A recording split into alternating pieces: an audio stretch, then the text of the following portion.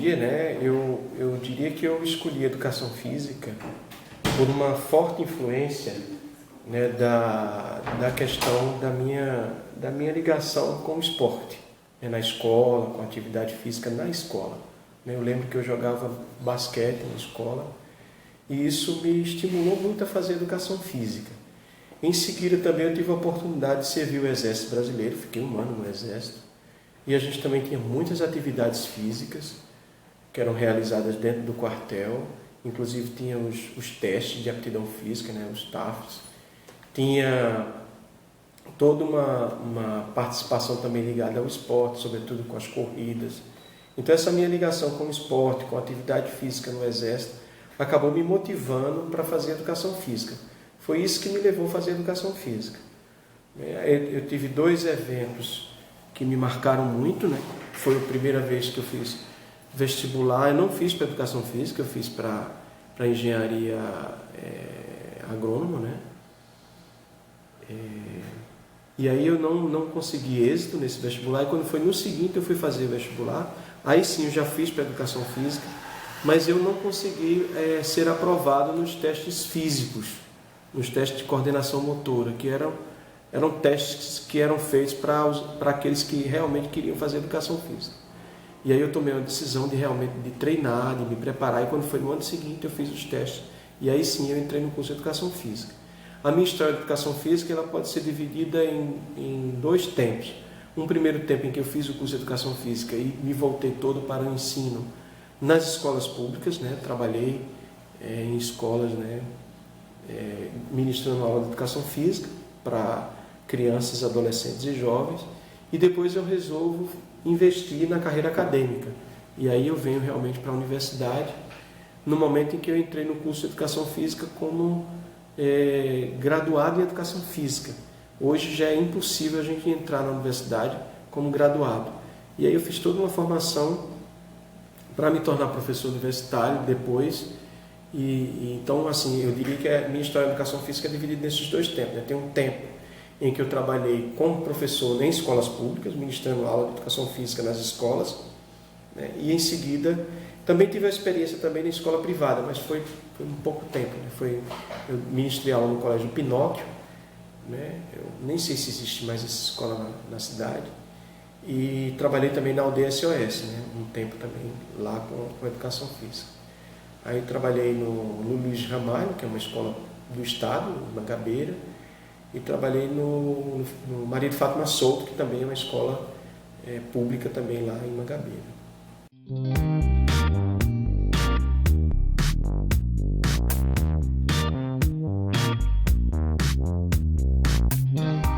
Eu penso assim, que o meu primeiro movimento foi ir para a psicologia.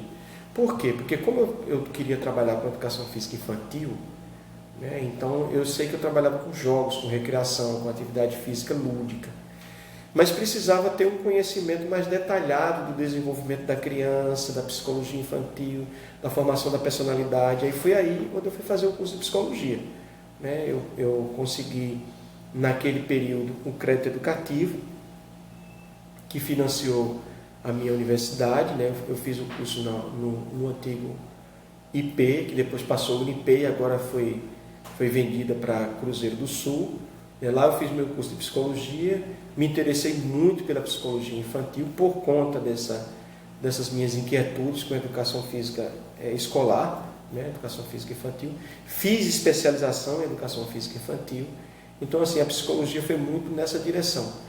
Depois eu me envolvi mais com a psicanálise, né, com a clínica psicanalítica, me interessei pela psicanálise, fiz grupo de estudo, mas eu diria que a ponte entre a psicologia e a educação física a ponte foi exatamente essa minha preocupação, esse meu interesse em estudar o desenvolvimento psicológico da criança, a formação da personalidade, esses elementos mais psíquicos, né, da criança, que eu sempre me voltei para essa área. No caso específico da filosofia, eu diria que a minha preocupação se voltou para a filosofia por conta da problemática do corpo. Porque quando eu fui estudar a fundo a questão do corpo, eu comecei a ver que era possível fazer uma outra leitura do corpo, diferente da leitura biológica diferente da leitura fisiológica. Aí eu descobri um filósofo francês chamado Maurice Merleau-Ponty, que pensa o corpo a partir das vivências, a partir do que ele chama de corpo próprio, né? O corpo tal como eu percebo. E aí abriu um outro horizonte para pensar o corpo e abriu novos horizontes também para a educação física. Foi aí que eu fui fazer mestrado em filosofia e doutorado em filosofia. Tive a oportunidade de fazer mestrado em filosofia aqui na UFPB e passei 4 anos na Bélgica fazendo doutorado em filosofia, discutindo essa questão do corpo próprio, do corpo tal como eu percebo. E aí realmente foram novas janelas no campo da educação física a partir desse filósofo.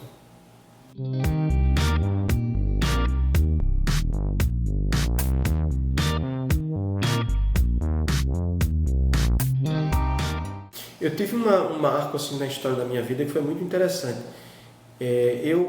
Como eu comecei a ter interesse de estudar Merleau-Ponty é um filósofo francês. Eu comecei a estudar a língua francesa. Então eu fui para a Aliança Francesa, que é um lugar que não é muito barato, é um lugar relativamente caro para estudar francês, mas todas as minhas economias se voltaram para estudar francês na Aliança Francesa. O que aconteceu? Depois de um ano eu estudando a língua francesa, eu fui sorteado com uma passagem de ir de volta para Paris, né? E aí o que acontece? Eu resolvi, depois que eu resolvi fazer esse curso, né, lá na Aliança Francesa, e ser sorteado com essa passagem, aí o que aconteceu? Eu me preparei durante um ano e fui para Paris. Fiz um curso de francês e lá também eu tive a oportunidade de comprar toda a literatura de Merleau-Ponty em francês, né? Então eu volto para o Brasil, faço a seleção do mestrado, começo a estudar Merleau-Ponty aqui no Brasil, mas já lendo os textos de Merleau-Ponty em francês. Então isso foi uma coisa muito interessante que aconteceu na minha vida, né? Foi através de um sorteio, de uma passagem. Inclusive eu nem estava presente, era nas festas juninas, eu estava ministrando aula na Piolim, que foi uma escola também que eu ministrei aula, é uma escola do Estado, eu fiquei à disposição lá, funciona lá na Bica, né? E aí assim, foi muito interessante assim, entrar em contato com a literatura de Merleau-Ponty em francês, ler os textos em francês, já me preparando para o doutorado na Bélgica, que eu fiz uma tese exatamente na língua francesa. É tanto que isso me ajudou muito, porque quando eu fui estudar na Bélgica, eu decidi escrever já minha tese em francês. Então, eu já comecei a fazer os estudos em francês, escrever em francês. Né? Então, isso me ajudou muito. Né? É uma coisa curiosa, assim. Né? Tenho muito interesse por filmes, né? Gosto muito de ver filmes, gosto de ir ao teatro, gosto muito de música, né? Especialmente as músicas clássicas, né? As óperas. Né? Por exemplo, Carmen é uma ópera que eu admiro muito, escuto várias vezes, né? Gosto do jazz também, do blues americano, né? Então, eu acho que a formação da gente na área também, ela passa também por uma formação cultural, por uma formação também no campo da música, da literatura, né? Então, isso é uma coisa importante para a formação da gente.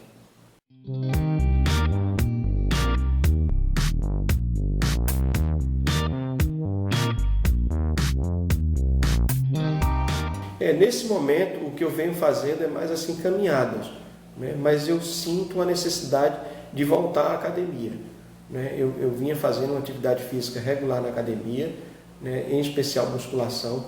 Isso me fazia muito bem mesmo, tanto para a minha qualidade de sono, para a minha disposição, como para as questões alimentares, né? A gente busca se alimentar de maneira mais saudável quando a gente está fazendo atividade física regular.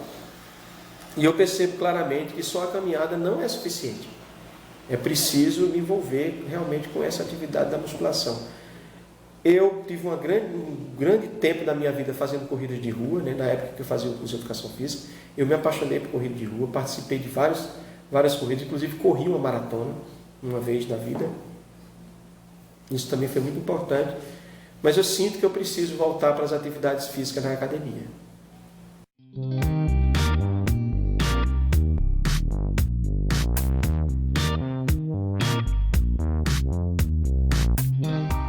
Eu penso assim, que para a educação física para o futuro é exatamente fortalecer a cultura de uma vida ativa, né? Superando essa condição de vida sedentária que é muito típico do mundo contemporâneo, né? As pessoas no mundo contemporâneo, em função das descobertas, da ciência, da tecnologia, isso facilitou muito a vida das pessoas na cidade e a gente acabou criando um estilo de vida sedentário, onde as pessoas não fazem atividade física regular. Então, eu acho que é manter essa ideia de uma busca, de uma cultura, de fortalecer essa cultura da atividade física regular na vida das pessoas. Então, assim, a mensagem que eu dou para os jovens, né, que querem fazer educação física é uma grande oportunidade de se envolver com estudos sobre o corpo, tanto do ponto de vista fisiológico como do ponto de vista da percepção. É a oportunidade de criar horizontes no esporte, nas academias, nos clubes. É a oportunidade também de participar dos núcleos de saúde da família, trabalhar com equipe multidisciplinar, né, juntamente com médicos, dentistas, enfermeiros, né, nutricionistas. Eu acho que tem um espaço aí rico de produção científica e de intervenção profissional na educação física. Então, é essa a ideia que eu tenho para a educação física no mundo contemporâneo.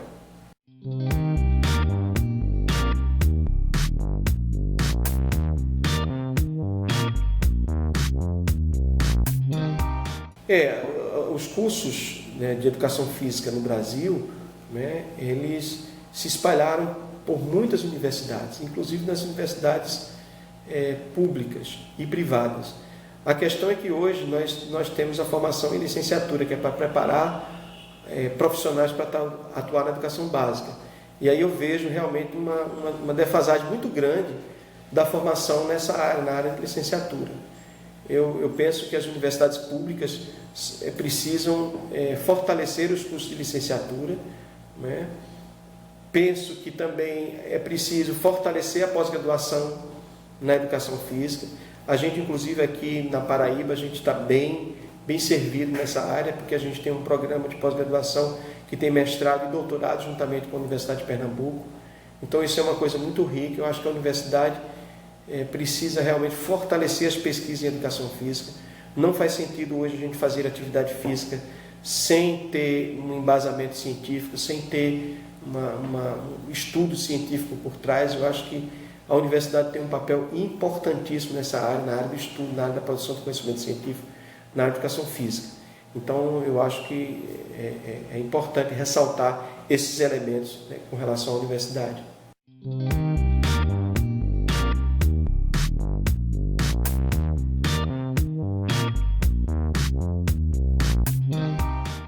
O nosso laboratório é um laboratório relativamente recente. Nós fazemos estudos socioculturais na educação física. O que significa isso? Significa estudar no campo da educação física as questões de natureza sociais e culturais. A partir de quê? A partir da psicologia, da filosofia, da sociologia. Então a gente tem várias pesquisas sendo realizadas aqui no nosso laboratório, que se chama LAISTESIS, Laboratório de Estudos sobre Corpo, Estética e Sociedade. Então a gente tem pesquisa sobre a importância da yoga no tratamento da depressão. A gente tem pesquisa sobre a transexualidade. A gente tem pesquisa sobre a homofobia no esporte.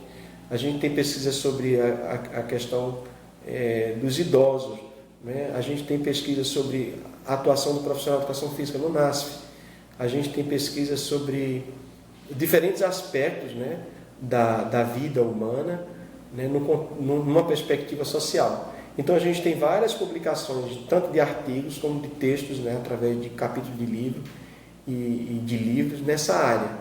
Eu também atuo também na filosofia e na psicanálise, né? São essas três disciplinas me acompanham, né? Educação física, filosofia e psicanálise. Eu acho que elas estão articuladas a partir da noção de corpo. O corpo não é somente uma máquina performática. O corpo também é o lugar onde se abriga uma subjetividade, um modo de ser, um modo de existir, que tem uma dimensão cognitiva, afetiva, mas também inconsciente, que é de natureza das paixões, que é de natureza erógena, que é de natureza sexual. Então, esses elementos todos estão ligados ao corpo, então o nosso laboratório faz estudos dessa natureza.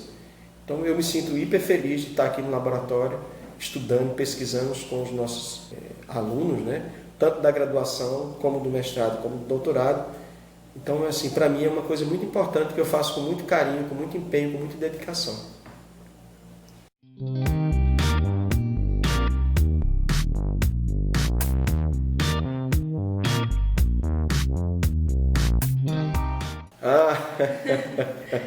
Essa é uma coisa interessante.